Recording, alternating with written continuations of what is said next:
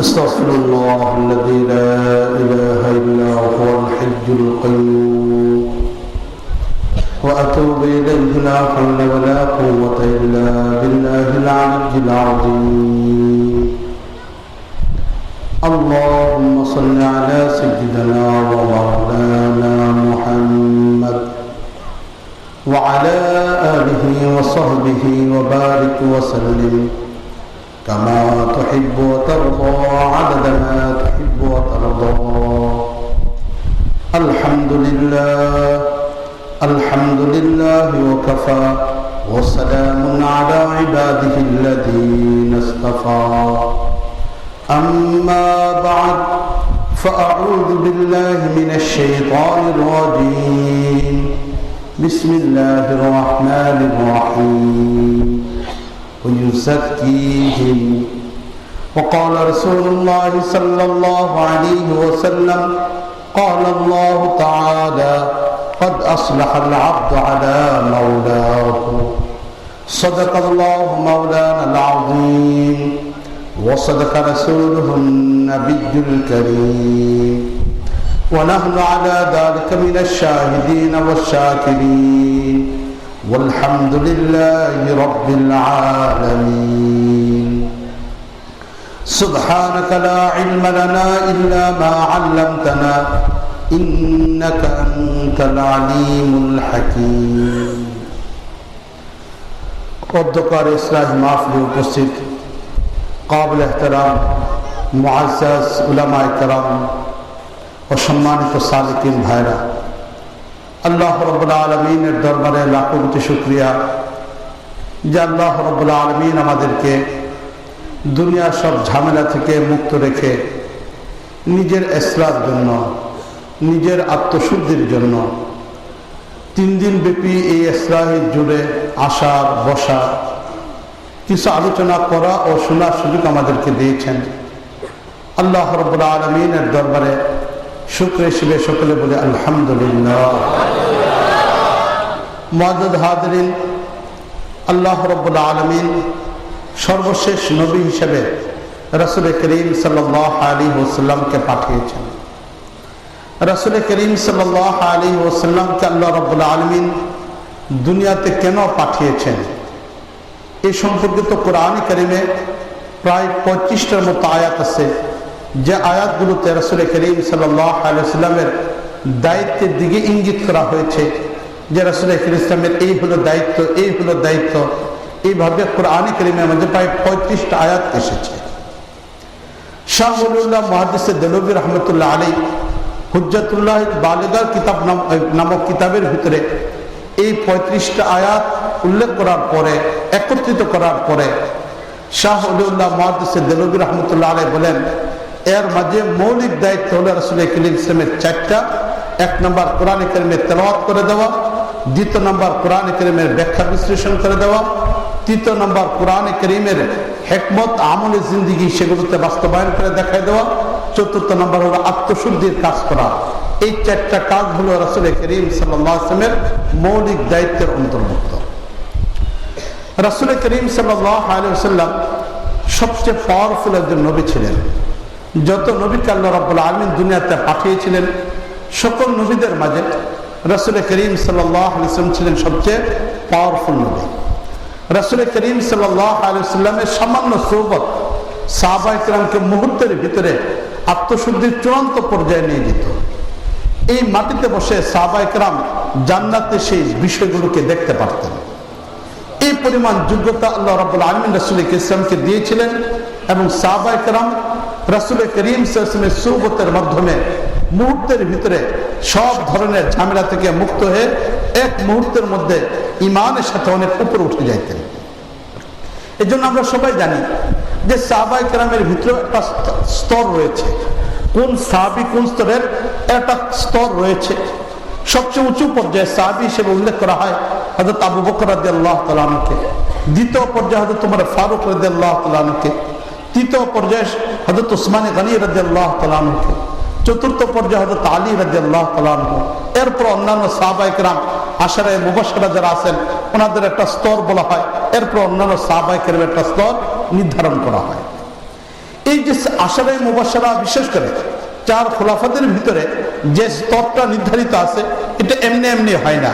এটা আল্লাহ রাব্বুল আলামিন নির্ধারণ করে দিয়েছেন, রাসূল কারীম সাল্লাল্লাহু হাদিসের মাধ্যমে এটা নির্ধারিত আছে। এই যে নির্ধারিত আছে, এটা বোঝানোর জন্য একটা ঘটনা উল্লেখ করতেছি। ভারত উপমহাদেশের উল্লেখযোগ্য বুজুর্গ শাহ ওলিউল্লাহ মুহাদ্দিস দেহলভী রাহমাতুল্লাহ আলাইহি, শাহ ওলিউল্লাহ মুহাদ্দিস দেহলভী রাহমাতুল্লাহ আলাইহি বলেন যে একবার আমার মনের মধ্যে 3টা কাজের ব্যাপারে আগ্রহ জন্ম নিছে। 3টা কাজের ব্যাপারে আমার হৃদয়ের মধ্যে একবার আগ্রহ জন্ম নিছে।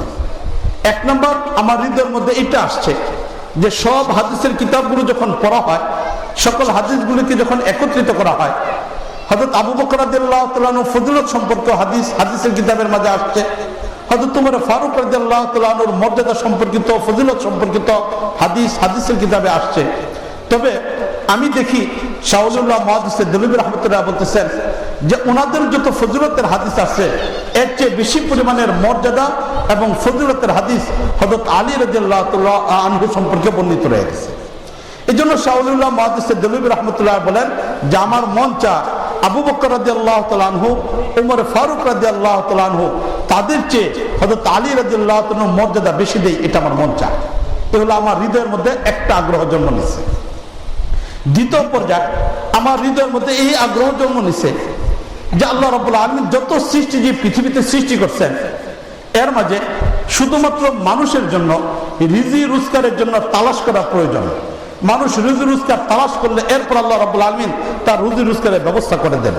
চেষ্টা করা ছাড়া কোনো মানুষ শুধু ঘরে বসে আছে, আল্লাহ রাব্বুল আলামিন স্বাভাবিক গতিতে তার কাছে রিজিক পৌঁছায় দেন না, বরং প্রতিটা মানুষের কাজ করতে হয়, কাজের ফলাফল আল্লাহ রাব্বুল আলামিন রিজিক দিয়ে দেন। অথচ অন্যান্য মাখলুকাতের জন্য কোনো চাকরি নাই, ব্যবসা নাই, কৃষি কাজ নাই, কোনো কিছু নাই, অথচ আল্লাহ রাব্বুল আলামিন তাদের রিজিক পরিপূর্ণভাবে পৌঁছায় দিচ্ছেন। তাই শাহ ওলিউল্লাহ মুহাদ্দিস দেহলভী রাহমাতুল্লাহ আলাইহি বলেন যে আমার হৃদয়ের মধ্যে আগ্রহ জন্ম নিল এটা যে আমি কোনো কাজ করব না, এক জায়গায় বসে থাকবো, আল্লাহ রাব্বুল আলামিনের রাজ্জাক, তিনি রিজিক দিনেওয়ালা, তিনি আমাকে রিজিক পৌঁছায় দেবেন। এই আগ্রহটা আমার হৃদয়ের মধ্যে আসলো। তৃতীয় পর্যায়ে আমার হৃদয়ের মধ্যে এই কথাটা আসলো যে আমার সামনে কোরআন এবং হাদিস পরিষ্কার ভাবে আছে। যেহেতু আমার সামনে কোরআন এবং হাদিস পরিষ্কার ভাবে আছে, তাই আমি কোনো ইমামের অনুসরণ করব না, আবু হানিফারও অনুসরণ করব না, ইমাম শাফিরও অনুসরণ করব না, ইমাম মালিকেরও অনুসরণ করব না, ইমাম আহমদ ইবনে হাম্বল ওনারও অনুসরণ করব না, কোনো ইমামের অনুসরণ করব না। আমি সবগুলোকে বাদ দিয়ে কোরআন এবং হাদিসের মধ্যে যা পাবো এই বিষয়টার উপর আমল করব। এই 3টা বিষয় আমার হৃদয়ের মধ্যে চলে আসলো। শাহ ওলিউল্লাহ মুহাদ্দিস দেহলভী রাহমাতুল্লাহ আলাইহি বলতেছেন এই 3টা বিষয় আসার পরে একদিন 2 রাকাত নামাজ পড়ে আল্লাহ রাব্বুল আলামিনের দরবারে মুরাকাবায় বসে গেলাম, কান্নাকাটি করা আরম্ভ করলাম। এমন অবস্থার ভিতরে আল্লাহ রাব্বুল আলামিনের পক্ষ থেকে আমাকে এই ইলহাম করে দেওয়া হলো, আমাকে এই কথা নির্দেশ দেওয়া হলো যে সাহাবায়ে কেরামের ভিতরে আবু বকর এবং ওমরের যে মর্যাদা রয়ে গেছে, এই পরিমাণ মর্যাদা অন্য কারোর জন্য নয়।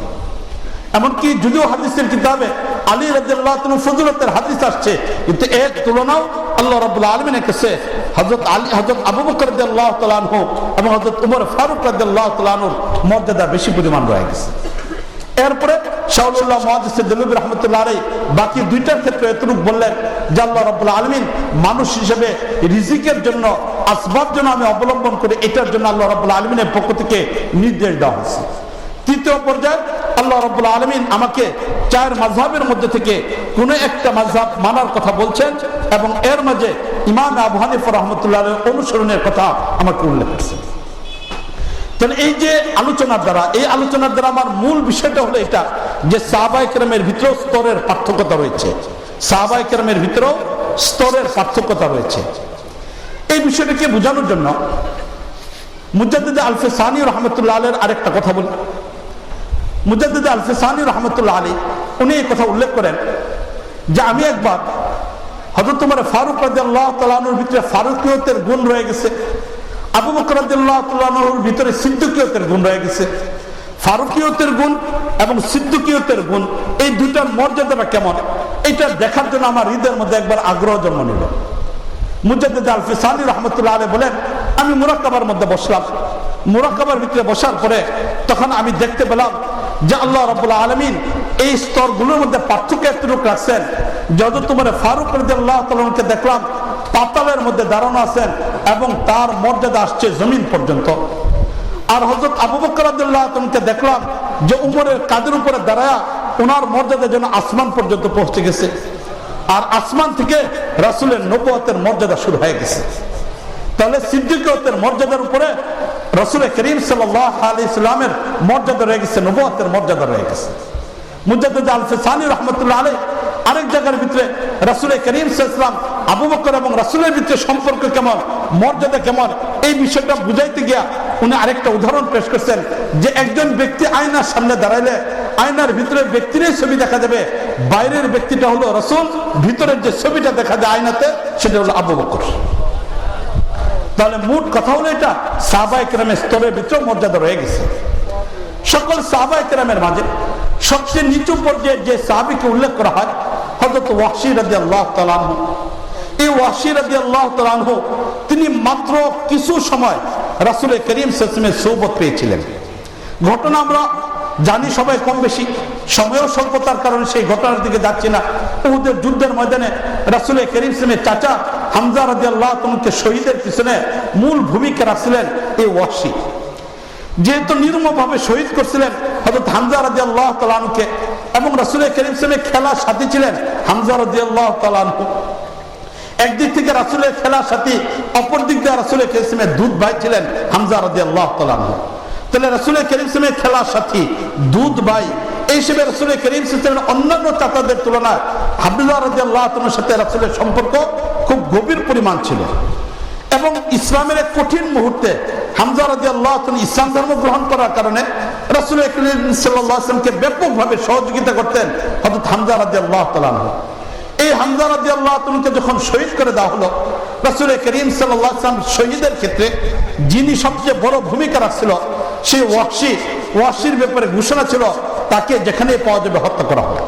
এই ঘোষণা রাসূল করিম সাল্লাল্লাহু আলাইহি ওয়াসাল্লাম দিয়ে দিয়েছিলেন। বিশেষ করে মক্কা বিজয়ের দিন রাসূল করিম সাল্লাল্লাহু আলাইহি ওয়াসাল্লাম যে 10 জন মানুষকে মৃত্যুর ব্যাপারে পরিষ্কারভাবে বলে দিচ্ছেন এদেরকে যেখানে পাওয়া যাবে হত্যা করো, এদের মাঝে হামজা ওয়াহশীর নাম উল্লেখ করা ছিল। কিন্তু ওয়াহশীর কপালটা ভালো, তিনি মক্কা থেকে বের হয়ে চলে গেলেন। চলে যাওয়ার পরে ওয়াহশীর স্ত্রী তিনি মুসলমান হলেন, ইসলাম ধর্ম গ্রহণ করলেন। এই ইসলাম ধর্ম গ্রহণ করার পরে এখন ওয়াহশী চাচ্ছিলেন মধ্যস্থতা তৈরি করে ওয়াহশীর জন্য ইসলামের ছায়া তুলে চলে আসে। যাই হোক, এখানে ওয়াহশীর সাথে মধ্যস্থতা করা হলো। রাসূল করিম সাল্লাল্লাহু আলাইহি ওয়াসাল্লাম থেকে দূরে ওয়াহশী অবস্থান ছিল। শেষ পর্যন্ত ওয়াহশী মহিলাদের সাথে ইসলাম ধর্ম গ্রহণ করার উপর রাজি হলো এবং মহিলাদের সাথে মহিলাদের পোশাক পরে বুরকা পরিধান করে রাসূলের দরবারে এসে উপস্থিত। রাস্তার মধ্যে কেউ যেন তাকে চিনে না ফেলে, কেউ যেন রাস্তার মধ্যে তাকে প্রতিবন্ধকতা তৈরি করতে না পারে, এই জন্য ওয়াহশী সম্পূর্ণ নিজের শরীরকে আবৃত করে ঢেকে পর্দার মাধ্যমে অন্যান্য মহিলাদের সাথে ওয়াহশী এসে রাসূলের দরবারে উপস্থিত। রাসূল করিম সাল্লাল্লাহু আলাইহি ওয়াসাল্লামের সামনে যখন আসলো, আসার পরে চেহারা থেকে কাপড় সরিয়ে এই ওয়াহশী তখন রাসূলের সামনে কালেমা পড়ে ফেলল। যখন ওয়াহশী কালেমা পড়ে ফেললো, রাসূল করিম সাল্লাল্লাহু আলাইহি ওয়াসাল্লামের সামনে যখন কালেমা পড়া হলো, এখন মুসলমান হয়ে গেলেন, সাহাবী হয়ে গেলেন। আল ইসলামু ইয়াহদিমু মা কানা ক্বাবলা, পূর্বে সব অপরাধগুলো ইসলাম মাফ করে দেয়। হিসেবে রাসূল করিম সাল্লাল্লাহু আলাইহি ওয়াসাল্লাম বললেন, ওয়াহশী তোমার পূর্বে যে সিদ্ধান্ত ছিল হত্যা করার নির্দেশ ছিল এটাকে রহিত করে দেওয়া হলো। এরপরে রাসূল করিম সাল্লাল্লাহু আলাইহি ওয়াসাল্লাম ওয়াহশীকে বললেন যে ওয়াহশী, আমার চাচা হামজা কিভাবে তুমি তাকে শহীদ করছো ঘটনাটা একটু বলো।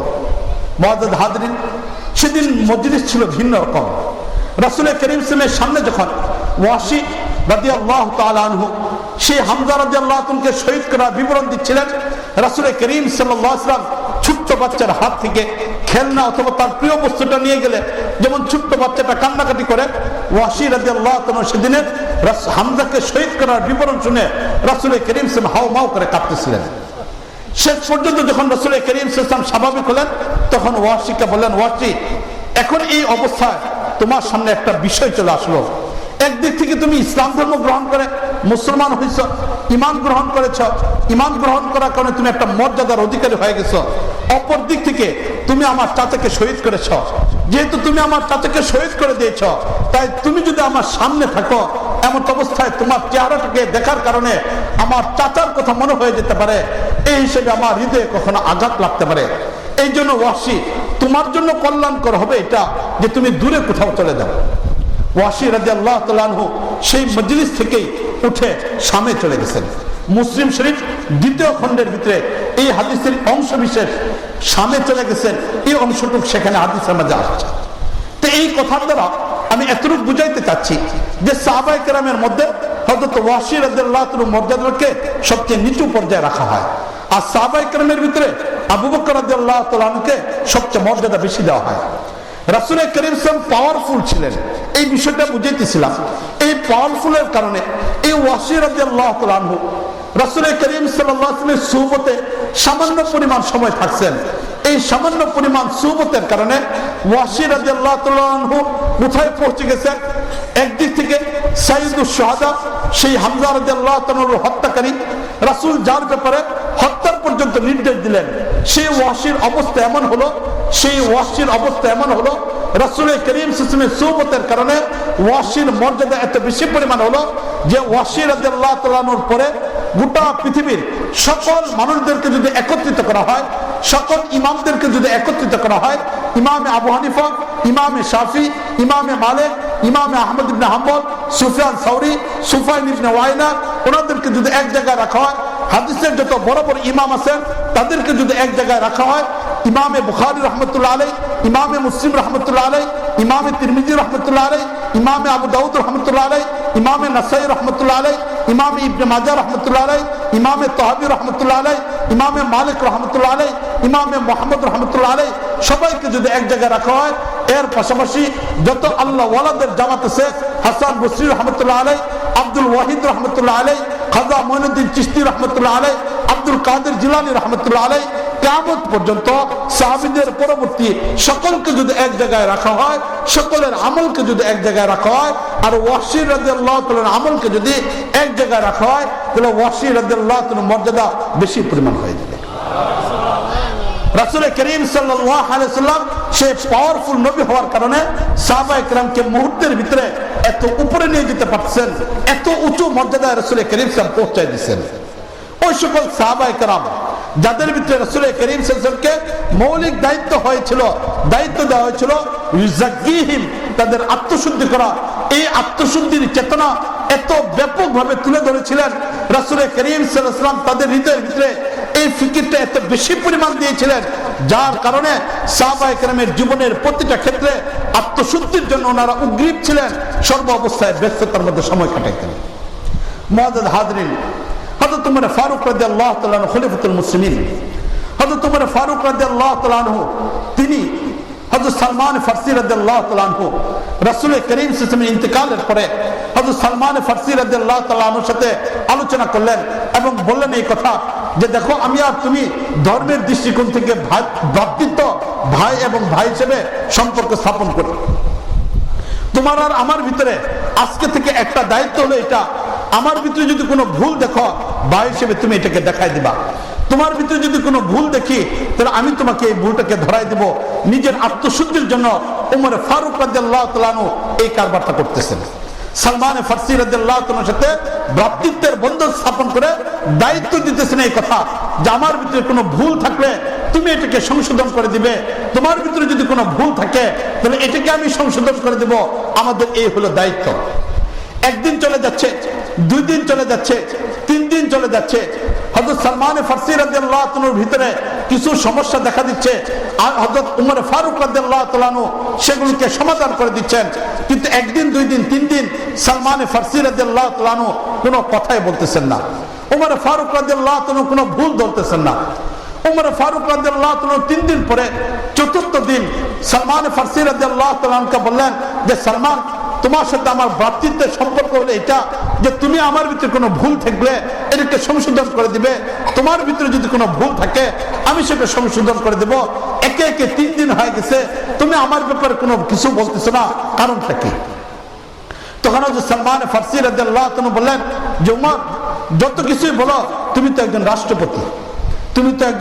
রাষ্ট্রপতি, রাষ্ট্রপতিদের ভিতরে অনেক সময় খামখেয়ালিপনা থাকে। এখন তোমার ভুল ধরলে তুমি আমার এটা কোন শাস্তি বাস্তবায়ন করবা, এই কারণে আমি তোমার ভুলটাকে ধরতেছি না। এই কথা বলার সাথে সাথে হয়তো তোমার ফারুক রাদিয়াল্লাহু তাআলা কসম খায়া বললেন যে যদি আমার আত্মশুদ্ধির জন্য সত্যিকার অর্থে কোনো ভুল থাকে তাহলে নিঃসন্দেহে তুমি এই ভুল ধরাই দাও, এর জন্য রাষ্ট্রীয় কোনো আইন বাস্তবায়ন করবো না, তোমার ভুল আমি কোনো ধরনের ধরাই দেওয়ার কারণে শাস্তি প্রয়োগ করবো না, বরং আমার ভুলগুলিকে সংশোধনের চেষ্টা করবো। হযরত ওমর ফারুক রাদিয়াল্লাহু তাআলার কাছ থেকে এই কথা শোনার পরে এখন সালমান ফারসি রাদিয়াল্লাহু তাআলা বললেন যে আমি তোমার ভিতরে দুইটা ভুল দেখতে পাচ্ছি, আমি তোমার ভিতরে দুইটা ভুল দেখতে পাচ্ছি। আত্মশুদ্ধির ব্যাপারে কি পরিমাণ ফিকির! এখন হযরত সালমান ফারসি রাদিয়াল্লাহু তাআলা বলতেছেন তোমার ভিতরে দুইটা ভুল দেখতেছি। এক নম্বর ভুল হলো রাসূল করিম সাল্লাল্লাহু আলাইহি ওয়াসাল্লামের যুগে তুমি যে ধরনের কাপড় পরিধান করতে, রাসূলের ইন্তেকালের পরে, বিশেষ করে বর্তমানে খলিফাতুল মুসলিমিন হওয়ার পরে তোমার কাপড়ের ভিতরে সৌন্দর্যতা বেড়ে গেছে। রাসূলের যুগে সাদা সিধা যেটা ছিল এটা আর তোমার ভিতরে নেই। এই হলো তোমার ভিতরে কাপড়ের চাকচিক্যতা তোমার ভিতরে চলে আসছে, ভালো কাপড় পরতে হবে এই বিষয়টা তোমার ভিতরে চলে আসছে, এই একটা বিষয় তোমার ভিতরে দেখা যাচ্ছে।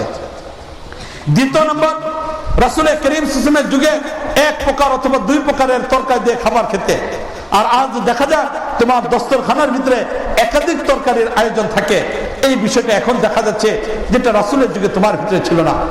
হযরত ওমর ফারুক রাদিয়াল্লাহু তাআলা আনহু হযরত সালমান ফারসি রাদিয়াল্লাহু তাআলাকে বললেন যে তুমি এখানে বসো, আমি আসতেছি।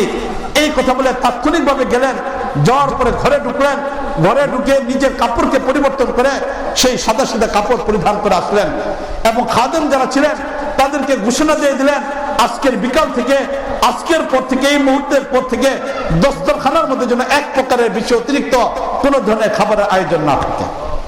মুআজ্জাজ হাজরিন, চিন্তা করে দেখেন একজন খলিফাতুল মুসলিমিন নিজের ভিতরে পরিবর্তন আনতেছেন, আরেকজনের মাধ্যমে সহযোগিতা নিচ্ছেন, নিজের ভুল নিজে ধরতে পারতেছেন না, সহযোগিতা তৈরি করছেন, সহযোগিতার মাধ্যমে নিজের ভুলগুলোকে সংশোধনের চেষ্টা করতেছেন। আজকে আমাদের ভিতরে যদি অবস্থা হয়, আরেকজনে যদি ভুল ধরা দেয়, তখন আমাদের অবস্থা কেমন হয়? আমাদের অবস্থাটা কেমন হয়ে যায়? আমরা তার প্রতিশোধ পরায়ণ হয়ে যায়। কেন সে আমার ভুল ধরলো? আমরা সবাই এমন হয় যেন ভুলের ঊর্ধ্বে আমরা থাকি। ভুল হয় না শুধুমাত্র ফেরেশতাদের, ভুল হয় না ফেরেশতাদের, তাদেরকে আল্লাহ রাব্বুল আলামিন এইভাবে তৈরি করছেন যে তাদের ভিতরে ভুল হওয়ার সম্ভাবনা নাই। লা ইয়াসুনাল্লাহ মা আমারহুম ওয়া ইয়াফআলুনা মা ইউমারুন, তাদেরকে যা নির্দেশ দেওয়া হবে সেটাই তারা করবে, এর বাইরে কোনো কিছু করার যোগ্যতা তাদের নাই। যে মানুষ তার ভুল হবে, যে মানুষ তার ভুল হবে, আর এই ভুলের উপরে অবিচল থাকবে কেবলমাত্র শয়তান। ভুলের উপর অবিচল থাকবে শয়তান। মুমিন ভুলটাকে সংশোধন করে দিবে। তাহলে ভুল মানুষের হবে, ফেরেশতার হবে না। ভুলের উপর অবিচল থাকা, যুক্তি প্রমাণ দিয়ে ভুলটাকে ঠিক করার চেষ্টা করা, এটা হলো শয়তানের কাজ। আর মুমিন যে হবে সে ভুলটাকে সংশোধন করে নিবে, এটা হলো মুমিনের কাজ। মুআজ্জাজ হাজরিন, আলোচনা করছে হযরত ওমর ফারুক রাদিয়াল্লাহু তাআলা আনহু ফিকিরটা কি পর্যায়ে চলে আসলো। খলিফাতুল মুসলিমিন হওয়ার পরেও নিজের আত্মশুদ্ধির ব্যাপারে ফিকির। একবারের ঘটনা, হযরত ওমর ফারুক রাদিয়াল্লাহু তাআলা আনহু রাষ্ট্রের ভিতরে বাইরের দেশের কিছু প্রতিনিধি দল আসলো। ইরানের কিছু প্রতিনিধি দল হযরত ওমর ফারুক রাদিয়াল্লাহু তাআলার দরবারে আসলো। স্বাভাবিক গতিতে হযরত ওমর ফারুক রাদিয়াল্লাহু তাআলা আনহু অর্ধেক পৃথিবীর প্রেসিডেন্ট, আর এমন অবস্থায় উনি সাদা সিধা জীবন যাপন করেন। ওনার মন্ত্রী পরিষদের মানুষরা ওনাকে পরামর্শ দিল যে ওমর, তুমি তো খলিফাতুল মুসলিমিন, বাইরের রাষ্ট্রের কিছু রাষ্ট্রপতিরা আসতেছেন, সম্মানিত ব্যক্তিরা আসতেছেন, এমন অবস্থায় তুমি যদি সাদা সিধা কাপড় পরিধান করে থাকো তাহলে ইসলামের অবমাননা হবে, মানুষ তোমাকে নিচু মনে করবে। এই জন্য ইসলামের ইজ্জতকে বাড়ানোর জন্য রাষ্ট্রপতি হিসেবে তোমার মর্যাদাশীল কিছু কাপড় পরা দরকার, এবং অন্যান্য দিনের তুলনায় তোমার রাজ দরবারটাকে একটু পরিপাটি করা দরকার, সাজানো দরকার, যাতে করে মানুষ বাইরে থেকে যারা আসবে তারা যেন ইসলামের ব্যাপারে নোংরামি আছে এই ধারণা নিয়ে না যায়, বরং তারা যেন ইসলামের ভিতরে নাজাফত আছে, আর নাজাফত মিনাল ঈমান, পবিত্রতা ঈমানের অন্তর্ভুক্ত, এই ধরনের বিষয়গুলো যেন এখান থেকে শিখে যেতে পারে। এই প্রভাবকে বিস্তার করার জন্য তুমি ভালো কাপড় পরিধান করো, রাজ দরবারটাকে সুন্দর করে পরিপাটি করো। হযরত ওমর ফারুক রাদিয়াল্লাহু তাআলা আনহু, হযরত ওমর ফারুক রাদিয়াল্লাহু তাআলা আনহু পরামর্শ হিসেবে কাজ করলেন। কাজ করার পরে এখন যারা বাইরের থেকে আসছিলেন প্রতিনিধি দল, তাদের সাথে কথাবার্তা বললেন, প্রয়োজনীয় কাজ শেষ করলেন, মেহমানদারি হলো। মেহমানদারি করার পরে এখন মেহমান বিদায় হয়ে যাচ্ছেন। নির্ধারিত জায়গা পর্যন্ত মেহমানদেরকে বিদায় দিলেন, যেটা রাসূলের সুন্নাত ছিল। হযরত ওমর ফারুক রাদিয়াল্লাহু তাআলা আনহু সেই সুন্নাত হিসেবে মেহমানদেরকে বিদায় দিলেন। বিদায় দেওয়ার পরে এখনো পর্যন্ত মেহমান মদিনা থেকে বের হয় নাই, এখনো পর্যন্ত মেহমান মদিনা থেকে বের হয় নাই। হযরত উমর ফারুক রাদিয়াল্লাহু তাআলা আনহু তাড়াতাড়ি ঘরে ঢুকলেন, উন্নত মানের কাপড়গুলোকে খুললেন, সাথে একটা কলসি নিয়ে দূর এক জায়গায় কুয়া থেকে পানি আনার জন্য হেঁটে চলে যাচ্ছেন। মানুষ বলা আরম্ভ করলো, ওমর খলিফাতুল মুসলিমিন, তুমি এখনো পর্যন্ত মেহমানরা চূড়ান্ত পর্যায়ের মদিনা ত্যাগ করে নাই, আর এর আগে তুমি নিজের এই কাজ করা আরম্ভ করছো। কোনো কারণবশত যদি তারা আবার ফিরে আসে তাহলে তোমার ব্যাপারে কি ধারণা করবে? হযরত উমর ফারুক রাদিয়াল্লাহু তাআলা বললেন যে দেখো, ভালো ভালো পোশাক পরার কারণে মনের অবস্থাটা পরিবর্তন হয়ে গেছে, এই জন্য সাধারণ পোশাক পরে ফেলছি, মনটা যেন পরিবর্তন না হয়। আর এই যে এত লম্বা সময় পর্যন্ত এই অবস্থার মধ্যে ছিল, হৃদয়ের মধ্যে ভিন্ন রকম একটা অবস্থা চলে আসছে, এই জন্য নিজে কলসি নিয়ে পানি উঠানোর জন্য যাচ্ছি, যাতে করে আমার হৃদয়টা ঠিক থাকে। আত্মশুদ্ধি যেটা রাসূলের মাধ্যমে হচ্ছিল, এটার মধ্যে যেন পরিবর্তন না আসে, নিজের আত্মশুদ্ধির উপরে যেন সর্ব অবস্থায় সচেতন থাকি। আমি কে, আমাকে যেন ভুলে না যাই, আমি যেন কে, এটি যেন কোনো অবস্থার মধ্যে ভুলে না যায়, আমার পরিণামটা কি, এটি যেন আমি ভুলে না যাই, এই জন্য এই কাজ করা আরম্ভ করে দিলাম। মুআজ্জাজ হাজরিন, কে এই উমর? কে এই উমর যে উমর নিজের ব্যাপারে এত পেরেশান, এত পেরেশান?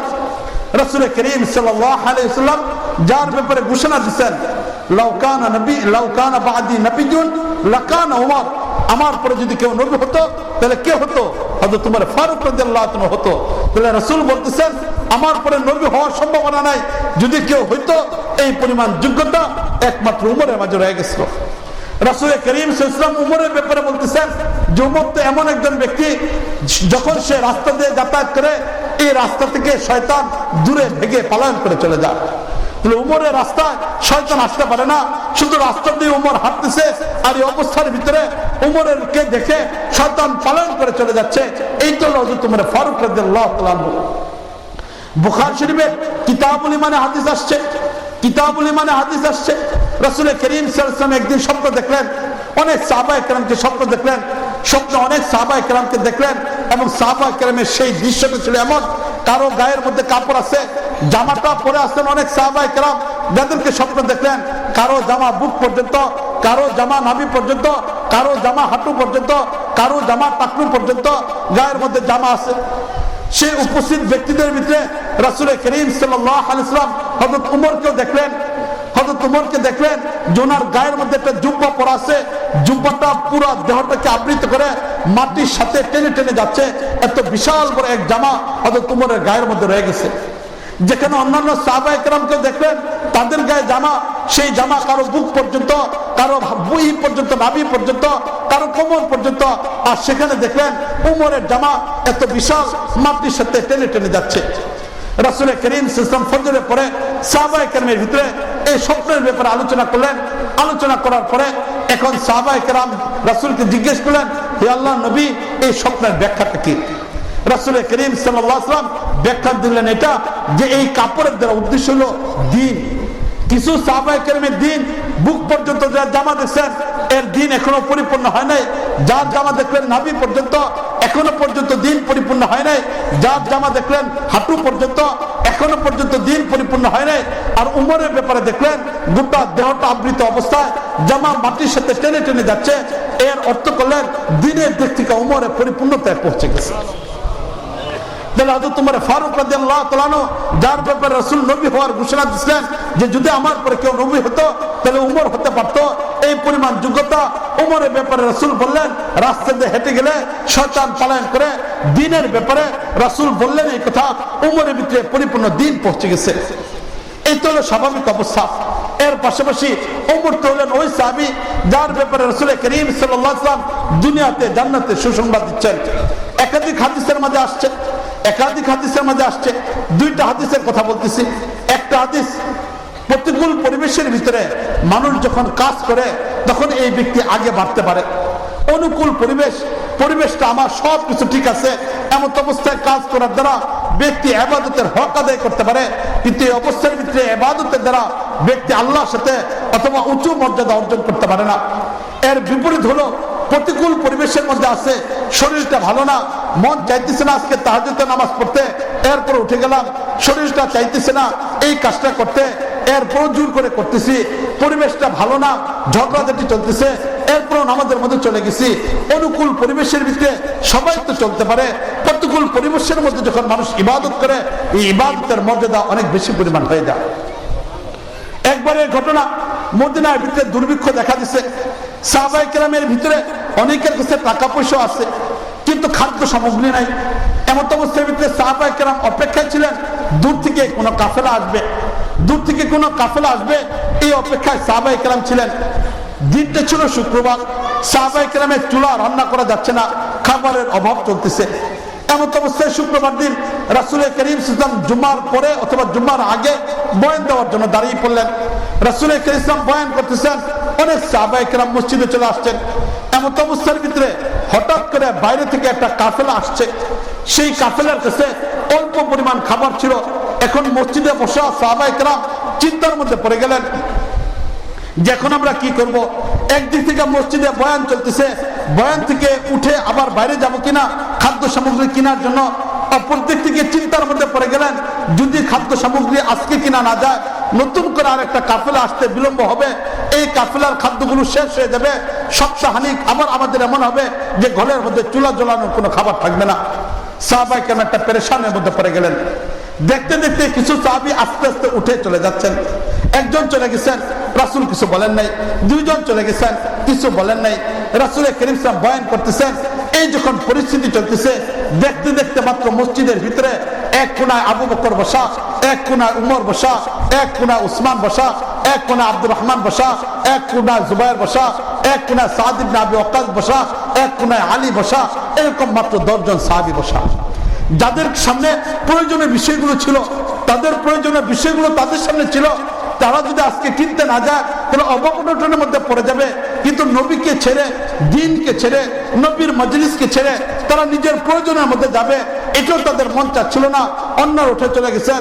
রাসূল যখন দেখলেন নিজের প্রয়োজনের উপরে তারা দ্বীনকে প্রাধান্য দিচ্ছেন, মসজিদের ভিতরে মাত্র এই 10 জন সাহাবী বসা আছেন, রাসূলের জবানে মুবারক থেকে আল্লাহর পক্ষ থেকে ঘোষণা আসলো, ওই যে দেখা যায় মসজিদে নববীতে বসা আবু বকর, যাও তোমার ব্যাপারে জান্নাতের ঘোষণা হয়ে গেছে।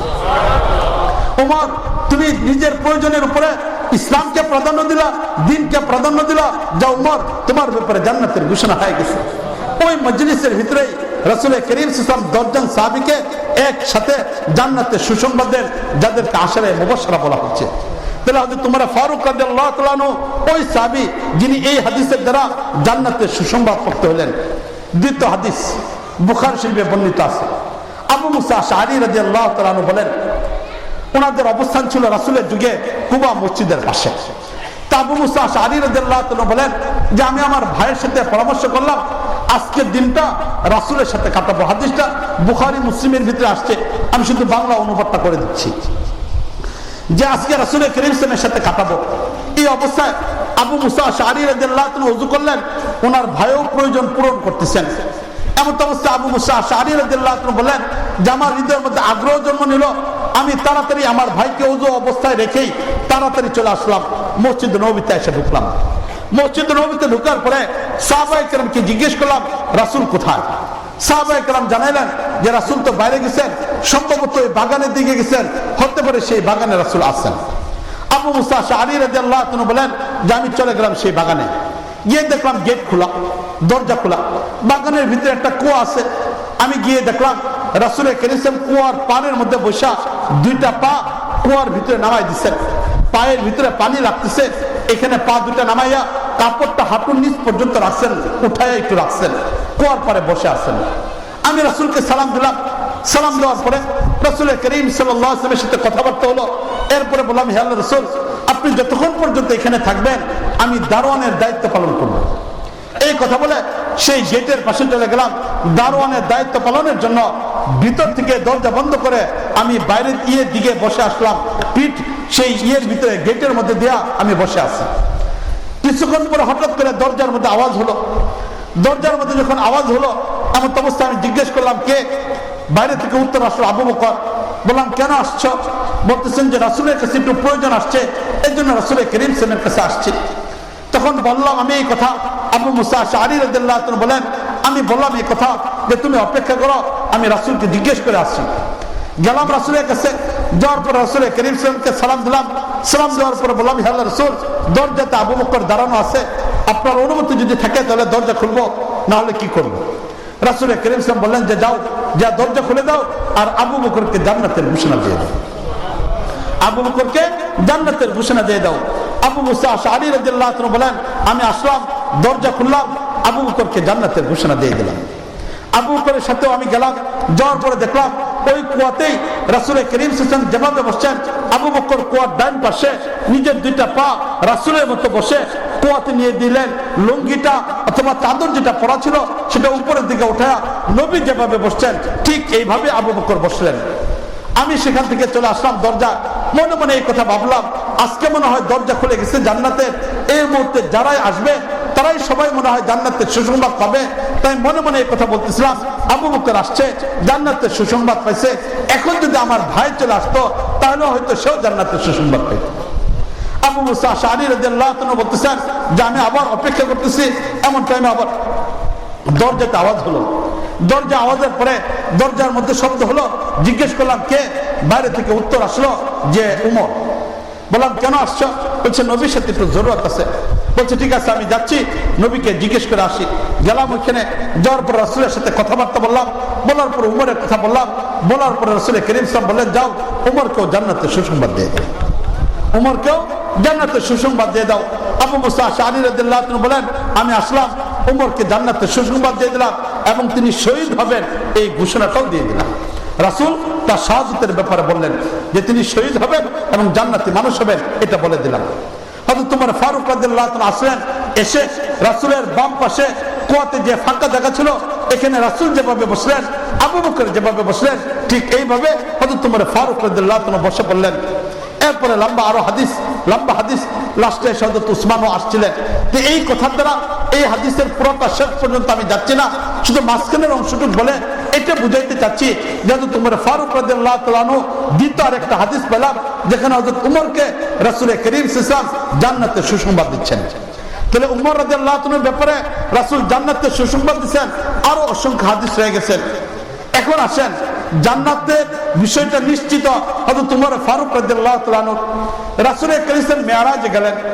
রাসূল কারীম সাল্লাল্লাহু আলাইহি ওয়াসাল্লাম মেরাজে গেলেন। মেরাজে যাওয়ার পরে জান্নাত জাহান্নাম অনেক কিছু ঘুরলেন। জান্নাত যখন ঘুরতেছেন এমন অবস্থায় দেখেন জান্নাতের একটা পাশে সুন্দর একটা বিল্ডিং তৈরি করা হচ্ছে, একটা ঘর তৈরি করা হচ্ছে। হযরত ওমর রাসূল কারীম সাল্লাল্লাহু আলাইহি ওয়াসাল্লাম আস্তে আস্তে সেই ঘরের পাশে গেলেন, আস্তে আস্তে ঘরের কাছে গেলেন। যাওয়ার পরে গিয়ে দেখলেন ঘরের সামনে একজন সুন্দরী নারী, এত সুন্দরী পৃথিবীতে তার কোনো তুলনা হতে পারে না, এমন একটা সুন্দরী নারী ঘরের সামনে ওযু করতেছে বসে বসে। রাসূল কারীম সাল্লাল্লাহু যখন এখানে গেলেন, রাসূলকে দেখে মহিলাটা উঠে ঘরের ভিতরে চলে গেল। রাসূল কারীম সাল্লাল্লাহু এই ঘরের দরজা পর্যন্ত গেলেন। যাওয়ার পরে রাসূল কারীম সাল্লাল্লাহু জিজ্ঞেস করলেন যে ঘরটা কার? ভিতরে দারোয়ান উত্তর দিল এটা যে ঘরটা হলো হযরত উমরের, এটা হলো উমরের জান্নাত। এই ঘরটা আল্লাহ রাব্বুল আলামিন উমরের জন্য তৈরি করছেন। উমর যেদিন মারা যাবেন আল্লাহ রাব্বুল আলামিন উমরকে এই ঘরটা জান্নাত হিসেবে দান করবেন। রাসূল কারীম সাল্লাল্লাহু জিজ্ঞেস করলেন যে আচ্ছা এই যে একটা নারীকে দেখলাম, সুন্দরী মেয়েকে দেখলাম যে এখানে ওযু করতেছিল, এটা কে? রাসূল কারীম সাল্লাল্লাহু কে জানানো হলো এটা হলো হযরত উমরের জন্য হুর, জান্নাতে যাওয়ার পর উমরের সাথে তার বিয়ে হবে। তাহলে রাসূল কারীম সাল্লাল্লাহু এখানে দেখলেন, ঘরের ভিতরে না দেখে না ঢুকে রাসূল চলে আসলেন। রাসূল কারীম সাল্লাল্লাহু আসলেন, মেরাজ থেকে আসলেন, আসার পর পরদিন হযরত উমরকে জানাইতেছেন ওমর আমি তো জান্নাতে তোমার ঘর দেখে আসছি এবং কোন নারীর সাথে তোমার বিয়ে হবে জান্নাতে তাকেও আমি দেখে আসছি।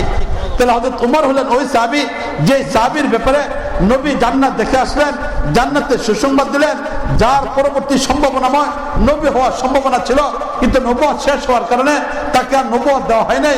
উমরের রাস্তা দিয়ে শয়তান যাতায়াত করতো না, এমন একজন ব্যক্তি ছিলেন হযরত ওমর ফারুক রাদিয়াল্লাহু তাআলা আনহু। মুআজ্জাজ হাজরিন, সেই উমর আত্মশুদ্ধির মাধ্যমে সারা জীবন সময় ব্যয় করলেন, শেষ মুহূর্তটা একটু চিন্তা করে দেখেন কেমন ছিলেন। 23 হিজরি সন ফজরের নামাজ পড়ানোর জন্য হযরত ওমর ফারুক রাদিয়াল্লাহু তাআলা গেলেন।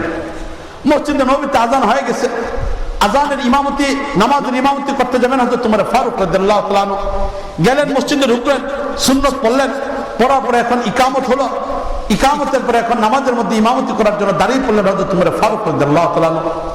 এখন ফজরের নামাজ পড়াইতেছেন, প্রথম রাকাত সূরা ফাতিহা পড়লেন, ভিন্ন আরেকটা সূরা পড়লেন, ভিন্ন সূরা পড়ার পরে এখনো তোমরা ফারুক রাদিয়াল্লাহু তাআলা আনহু রুকুতে গেলেন, রুকুর পরে সিজদায় গেলেন, প্রথম সিজদা থেকে আল্লাহু আকবার বলে উঠলেন, দ্বিতীয় সিজদাতে গেলেন, 3 তাসবিহ পড়তেছে সাহাবায়ে কেরাম, 5 বার হয়ে গেছে সাহাবায়ে কেরামের তাসবিহ পড়া, ওমর আল্লাহু আকবার বলতেছে না, 7 বার পড়তেছেন তাসবিহ না হচ্ছে না, 9 বার পড়তেছেন, 11 বার পড়তেছেন, 13 বার পড়তেছেন, বেজুর সংখ্যায় সাহাবায়ে কেরাম পিছনে সিজদারত অবস্থায় তাসবিহ পড়ে যাচ্ছেন, কিন্তু ওমর আল্লাহু আকবার বলে মাথা উঠাইতেছে না।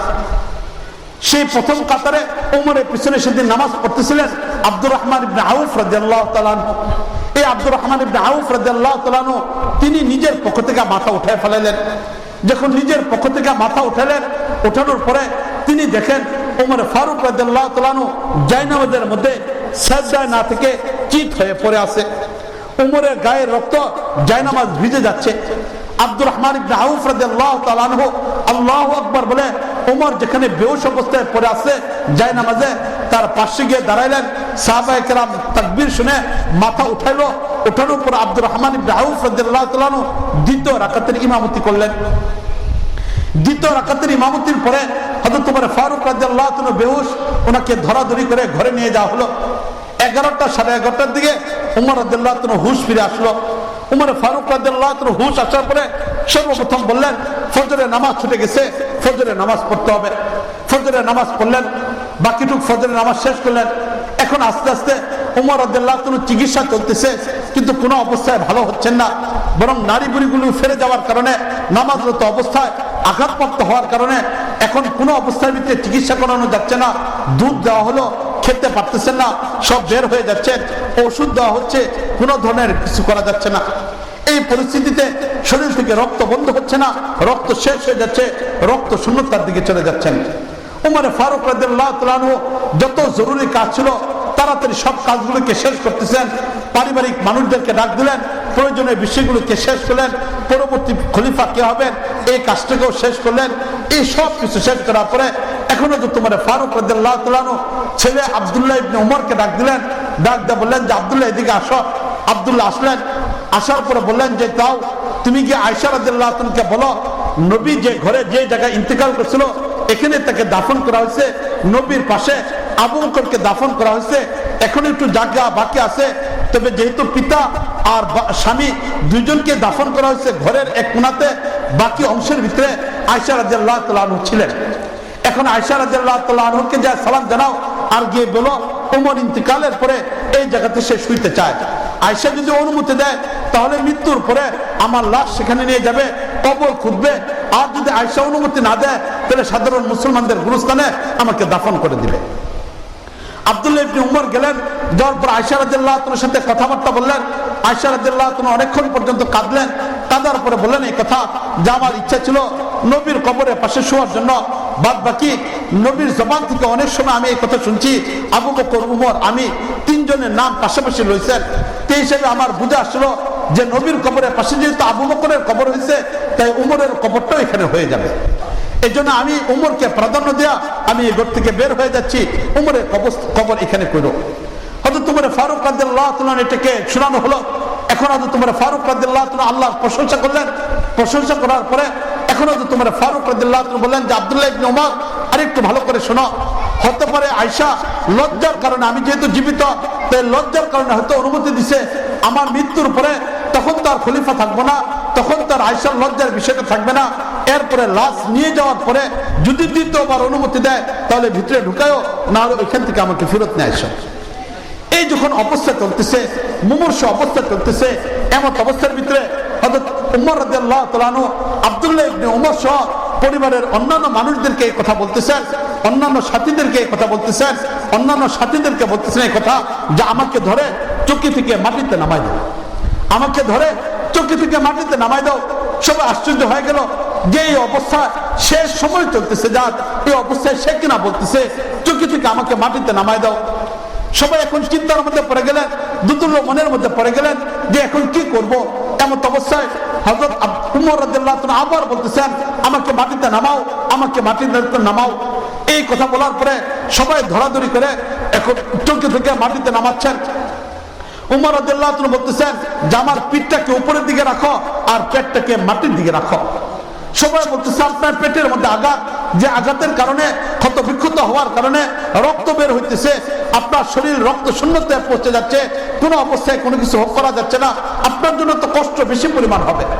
হয়তো তোমার বলতেছেন সময় খুব কম, তাড়াতাড়ি আমাকে মাটিতে এইভাবে শোয়া দাও। হয়তো তোমার ফারুক রাদিয়াল্লাহু তাআলার কথা হিসেবে উল্টো করে যখন মাটিতে শোয়ানো হলো, তখন দেখা গেল রক্ত শূন্যতার কারণে হাতটা নাড়াইতে পারেন না, এই দুর্বল হাতটাকেই ওমর দাড়ি পর্যন্ত নিয়ে আসছেন, আর নাকটাকে মাটির মধ্যে রাইখা দাড়ির মধ্যে ধইরা ওমর এখন কাঁদতেছেন আর বলতেছেন, হে আল্লাহ, যদি ঈমান নেই দুনিয়া থেকে যাইতে পারি, রাসূল যে আত্মশুদ্ধির উপর আমাদেরকে রাখছেন এটার উপর থেকে যদি এখান থেকে যাইতে পারি, তাহলে তো আমি উমরের জন্য সফলতা আসবে।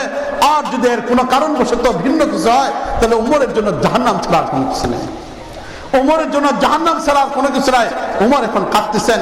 মুআজ্জাজ হাজরিন, চিন্তা করে দেখেন, যার ব্যাপারে জান্নাতের ঘোষণা আসছে, নয় স্বয়ং নবী একটা দুইটা হাদিসের মধ্যে না, অসংখ্য হাদিসে যার জান্নাতের ঘোষণা দিলেন, নবী যার জান্নাতটা দেখে আসলেন, সেই উমরের শেষ মুহূর্তে কি পরিমাণ পেরেশান, কি পরিমাণ পেরেশান, কি পরিমাণ পেরেশান।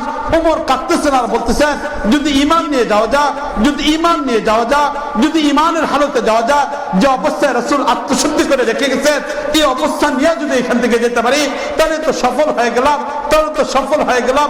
ফুস্তু রাব্বিল কাবা, কাবার রবের কসম, সফল হয়ে গেলাম। আর এর বিপরীত যদি হয়, তাহলে তো ব্যর্থতার মধ্যে পৌঁছে গেলাম। মুআজ্জাজ হাজরিন, এই যদি এমন একজন মানুষের হয়, আমার আপনার অবস্থার দিকে চিন্তা করে দেখেন, আজকে আমরা কোথায় আছি? আমাদের জন্য তো জান্নাতের কোনো সুসংবাদ আসে নাই, আমাদের জন্য তো কোনো সুসংবাদ আসে নাই। তাহলে আজকে আমাদের অবস্থা কি? আমাদের কি মৃত্যুবরণ করতে হবে না? সেই মালিকের দরবারে কি আমাদের যেতে হবে না?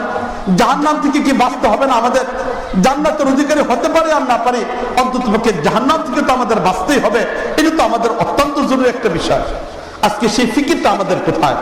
সেই চিন্তাটা আমাদের কোথায়? আজকে দুনিয়ার বিষয়গুলো এইভাবে আমাদেরকে আচ্ছন্ন করে রাখছে, দুনিয়ার ফিকির আজকে আমাদেরকে এইভাবে আচ্ছন্ন করে ফেলছে যে দুনিয়ার সব কাজ আজকে আমাদের হইতেছে, কিন্তু আত্মশুদ্ধি করার জন্য মেহনত, এটার জন্য আজকে সময় পাওয়া যায় না। আত্মশুদ্ধি করার জন্য সময় পাওয়া যায় না। জিকির আত্মশুদ্ধি করার জন্য যারা আসছে, তারা বায়াত হয়েছে, বায়াতের পর আমাদের পিশাচ আনোয়ার মাহমুদ সাহেব দামাত বরকাতুহ, তিনি আমাদেরকে ওজিফা দিয়ে দিচ্ছেন। যাদেরকে ওজিফা দেওয়া হয়েছে তারা ঠিক মতো ওজিফাটা আদায় করে না। জিজ্ঞেস করে বলতেছে যে হ্যাঁ, ওজিফা আদায় করার সময় পাওয়া যেতেছে না। গোসল হতে পারে, খাবার হতে পারে, ঘুম হতে পারে, পরিবারকে সময় দিতে পারি, চাকরি করতে পারি, ব্যবসা করতে পারি, সব কিছুই করতে পারি, কিন্তু ওজিফা আদায় করার সময় আমাদের হচ্ছে না। ভাইরা আমার, এই আত্মশুদ্ধি ওইভাবেই করতে হবে যেটা আমাদের বড়রা করছিলেন। ওজিফা আদায়ের মাধ্যমে আগে বাড়তে হবে, পীর সাহেবের তাওয়াজ্জু নিয়ে এই পথে চলতে হবে। পথ হলো দুইটাই, পথ হলো দুইটাই। আসবে পীর সাহেবের মাধ্যমে, আর তাওয়াজ্জুটা তখনই আসবে যখন নিয়মিত ওজিফা আদায় করবো আমি, তখনই পীর সাহেবের তাওয়াজ্জু আসবে। এছাড়া কোনো অবস্থায় তাওয়াজ্জু আসবে না। এই জন্য ভাইয়ের আমার, নিজেদের ভিতরে এই ফিকিরটা রাখা দরকার, নিজেদের ভিতরে এই চিন্তাটা রাখা দরকার। নিজেদের ভিতরে এই ফিকিরটাকে যদি আমরা আনি, তাহলে এবং আনার পরে যদি মেহনতকে ধারাবাহিকভাবে করতে থাকি, তাহলেই কেবলমাত্র এই লাইনে আগে বাড়া সম্ভব। এই জন্য আসুন নিজের একটু ফিকির করি, নিজের একটু মেহনত করি, একটু মুজাহাদা করে এই লাইনে আগে বাড়ার জন্য চেষ্টা করি। আল্লাহ রাব্বুল আলামিন আমাদেরকে তৌফিক দান করুন। বিশেষ করে আজকের যে পরিস্থিতিতে আমরা এখানে উপস্থিত, বিশ্ব পরিস্থিতি অত্যন্ত নাজুক। যে জিনিসটা যত দামি হয় তার ভিতরে ভেজাল তত বেশি পরিমাণ আসে। আত্মশুদ্ধির এই মেহনতটা সবচেয়ে সর্বোচ্চ পর্যায়ের একটা দামি রাস্তা হওয়ার কারণে, নবীওয়ালা কাজ হওয়ার কারণে আজকে এই রাস্তার ভিতরে ভণ্ডদের আনাগোনা বেশি পরিমাণ হয়ে গেছে। আর ভণ্ডদের চাকচিক্যতা এত বেশি পরিমাণ বেড়ে গেছে, যার কারণে সত্যিকার অর্থে আল্লাহওয়ালা যারা, তাদের বিষয়টা মানুষের কাছে গোপন হয়ে গেছে, তাদের বিষয়টা মানুষের কাছে অপ্রকাশিত অবস্থায় হয়ে গেছে। আজকে মানুষ দেখে, যেখানে গরু পাল ছুটে আরম্ভ হয়ে যায়, যেখানে গাড়ির পর গাড়ি যাইতে পারে, যেখানে গাঁজা টানা যেতে পারে, যেখানে শরীয়তের কোনো বিধান না মেনে শুধু গান বাজনা আনন্দ ফুর্তির মাধ্যমে সময় কাটানো যায়, ওইগুলোতে মানুষের সংখ্যা বেশি হওয়ার কারণে সত্যিকার আল্লাহ ওয়ালাদের অবস্থা আমাদের কাছে অস্পষ্ট থেকে যাচ্ছে, যার কারণে আজকে আমরা ধোঁকার মধ্যে পড়ে গেছি। এই জন্য ভাইয়ের আমার, যেমনি ভাবে জাহান্নাম থেকে নিজেকে বাঁচাইতে হবে, এমন কোন ডাকাতের কাছে নিজেকে শপথ করা যাবে না যে ডাকাত আমার ইমানকে হরণ করে ফেলবে। এই জন্য যথাযথভাবে এই বিষয়গুলোকে বুঝে চিনে এরপরে এই লাইনে আসার জন্য চেষ্টা করি। আলহামদুলিল্লাহ, যে খানকা এখানে তৈরি হয়েছে, এটা এমন এক খানকা, এমন এক সিলসিলা, এমন এক ধারাবাহিকতা, যেটা রাসূল করিম সাল্লাল্লাহু আলাইহি সাল্লামের পরিবারের সাথে যে সম্পর্ক হয়েছে। মুআজ্জাজ হাজরিন, আমি বড় কোনো কিছু না, ছোট একজন মানুষ। আনোয়ার মাহমুদ সাহেব দামাত বরকাতুহু যখন খেলাফত পাইছে তখন সবে মাত্র আমি ফেদায়ে মিল্লাত আসাদ মাদানী রহমতুল্লাহ আলাইহির সোহবতে যাইছি। তাহলে ওই সময়টার মধ্যে মাত্র আমি গেছি, আর এর আগে ওনারা খেলাফত পেয়ে ফেলছেন। এই পথে আমার চলাফেরা খুব বেশি পরিমাণ না, অল্প সময় এখানে মাত্র গেছি। এরপরেও আমি যখন দাওরা শেষ করি, দাওরা শেষ করার আগেই বাংলাদেশে যখন দাওরা শেষ করলাম, বাংলাদেশে দাওরা শেষ করার সময় চিন্তার মধ্যে ছিলাম যে কার কাছে যাব, কার কাছে বায়াত হব। এই বিষয়টা নিয়ে যখন চিন্তা করতেছিলাম, এমন অবস্থার ভিতরে প্রায় দীর্ঘ 6 মাস পর্যন্ত এমনকি আমার মনে আছে দাওরার বসার একদিন আল্লামা নুর হোসেন কাসিমি সাহেব দামাত বরকাতুহু, যিনি আমার উস্তাদ বুখারী শাইখ, যিনি আমার নুর হোসেন কাসিমি সাহেব দামাত বরকাতুহু দাওরা ছাত্রদেরকে বায়াতের জন্য বসবেন। তো অন্যরা উদ্বুদ্ধ করছেন, হুজুরের সাথে যারা সম্পর্ক ছিল উদ্বুদ্ধ করার পরে এখন সবাই বসছেন। আস্তে আস্তে ছাত্র উঠে গেছে, আমি মাত্র একলা বসে রয়েছি হুজুরের কাছে বায়াত হওয়ার জন্য। এই টাইমের মধ্যে হুজুর আমাকে দেখে বললেন যে বাজি এক কাজ কর, তুই বিষয়টা নিয়ে চিন্তা ভাবনা কর কার কাছে বায়াত করি। এদিক থেকে দাওরা শেষ হওয়ার পরে চিন্তা ভাবনা করতেছে কার কাছে যাব। অনেক আল্লাহওয়ালা তো আছেন যারা শুধু আল্লাহওয়ালা। এরপর আমার কাছে এই বিষয়টা আসলো যে একদিক থেকে আল্লাহওয়ালা, আরেক দিক থেকে নবী খানদানের সাথে সম্পর্ক যাদের, এর কারণে শেষ পর্যন্ত ফেদায়ে মিল্লাত আসাদ মাদানী রহমতুল্লাহ আলাইহির কাছে বায়াত হয়ে গেছিলাম। যে শুধু আল্লাহওয়ালা তো অনেক জায়গায় পাওয়া যেতে পারে, যে নবী পরিবারের সাথে সম্পর্কশীল, এটা তো অনেক উচ্চ মর্যাদার একটা বস্তু। নবীকে তো দেখি নাই, সেই বংশের কোনো মানুষ হতে পারে নাই, তবে নবীকে ভালোবাসার ইমানি যতগুলি দায়িত্ব আছে এর মধ্যে একটা দায়িত্ব এটা, নবীকে জীবদ্দশায় ভালোবাসা। নবীর জীবদ্দশায় কেউ নবীকে পাইলে তাকে ভালোবাসা, নবীর পরে তার পরিবারের মানুষকে ভালোবাসা, এটা নবীর ভালোবাসার অন্তর্ভুক্ত। হিসেবে এই সিলসিলা আজকে আমাদের মাদানী সাহেব না, আমাদের আনোয়ার মাহমুদ সাহেব দামাত বরকাতুহু এই নবী পরিবারের মানুষের সাথে সম্পর্কশীল। এটা বিশাল বড় একটা মর্যাদার বিষয়, যেটা অন্যদের ভিতরে খুঁজে পাওয়াটা খুব কঠিন একটা ব্যাপার। এই জন্য যারা এই সিলসিলার মধ্যে আসছেন, আমি তো বড় গলায় এই কথা বলতে পারি, এই সিলসিলাটা এমন একটা সিলসিলা যেটা আল্লাহ রাব্বুল আলামিন মকবুলিয়ত দান করছেন। বিশেষ করে আনোয়ার মাহমুদ সাহেব দামাত বরকাতুহু ফেদায়ে মিল্লাত আসাদ মাদানী রহমতুল্লাহ আলাইহি, কুতুব আলম শেখ ইসলাম মাদানী রহমতুল্লাহ আলাইহি, ওনার পীর সাহেব হলেন রশিদ আহমদ গাঙ্গুহি রহমতুল্লাহ আলাইহি। রশিদ আহমদ গাঙ্গুহি রহমতুল্লাহ আলাইহি তার মালফুজাতের মধ্যে এই কথাটা উল্লেখ করছেন যে আমি আল্লাহর সাথে অঙ্গীকার করে ফেলছি, আল্লাহ আমার সাথে অঙ্গীকার করে ফেলছেন। কে বলতেছেন? রশিদ আহমদ গাঙ্গুহি রহমতুল্লাহ আলাইহি, ফকিহুন নফস রশিদ আহমদ গাঙ্গুহি রহমতুল্লাহ আলাইহি বলতেছেন যে আল্লাহ আমার সাথে অঙ্গীকার করে ফেলছেন, আমিও আল্লাহর সাথে অঙ্গীকারবদ্ধ হয়ে গেছি।